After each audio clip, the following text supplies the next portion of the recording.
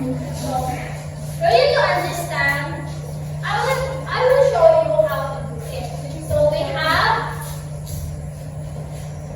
3 over 6. This is the first fraction, and the second fraction is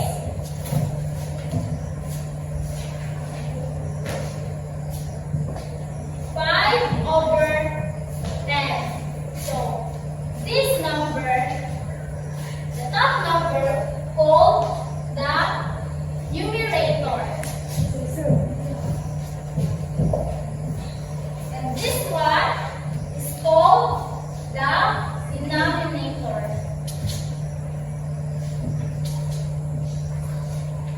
To multiply this one, the numerator, the first fraction in the numerator will multiply by 10. So here it goes.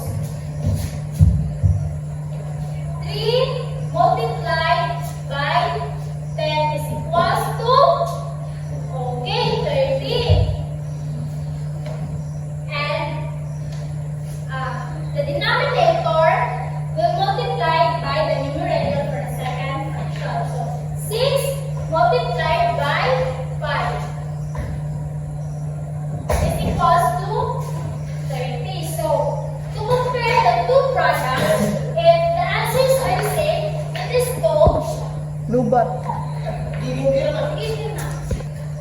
it is called the fractions are called equivalent. And if the answers are different, it is not equivalent. Now, I have here some examples to all of you. So, imagine a whole cake cut into 2 equal slices. So, this is the cake, and you cut it into 2 slices, and you eat the 1 slices of the cake. Now, if you eat 1 slice of it, you eat the 1/2 of the cake. Now, imagine the same pizza.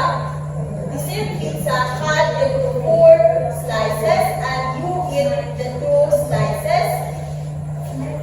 You eat the 2/4 of the pizza. So, do you understand it, class?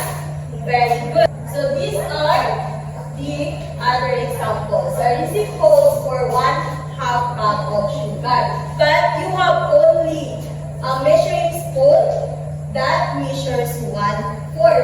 So, 1/4 cups. So, you would need to use 2 of those 1/4 cups to 1/4 cups of sugar.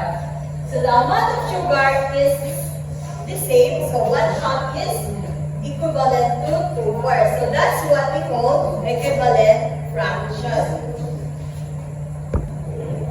And now, why equivalent fraction is important? It helps you to know that 1/2 a cup and 2/4 of a cup are the same, which is important cookies, buildings, or even sharing things fairly. Do you understand, class? Very good. And the second one, it guarantees that whether a cake is cut into 8 slices and you take 4, is 4 cake, or cut into 2 slices and you take a 1/2. You always get the exact same fair number. And the third one is you can prefer add or subtract the fractions more easily when you know which one are equal. And the last one, equivalent fractions are needed for the future lessons like this number, decimals, and operation with fractions. Do you understand, class? Very good. To test your understanding about the lesson, we have here A and E. So the called equivalent fractions relate game. So I will be divided you to 3 groups. This will be the group 1, and this will be the group 2, and this will be the group 3. So I have here a fractions card and black strips, and also an envelope. Now I will be given each group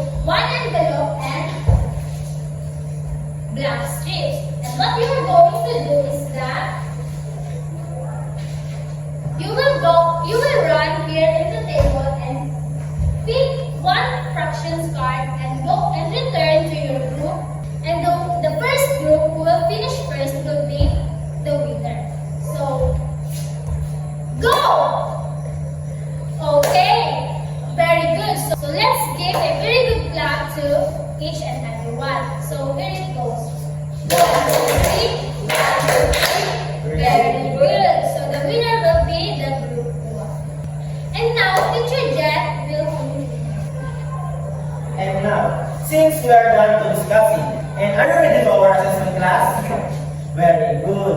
And the next one is, read and analyze the worksheet given for each pair of fraction. Cross multiply to find the two products and put a check in the box provided in the fraction are equivalent or not equivalent. The test 2 is, complete the equivalent fraction by filling in the missing numerator or denominator. Write your answer in the space provided. And I will give you 5 minutes to answer this.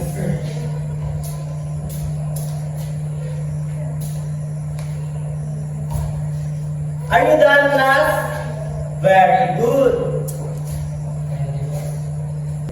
For your assignment is, Teacher John Paul will discuss. So now, to fully understand our topic, we will have our assignment. So what you need to do is to draw any object, either pizza, cake, chocolate bar, or anything simple, and shape the part of it in a clean bond paper. Then write the two equivalent fractions beside your drawing. So understand, student?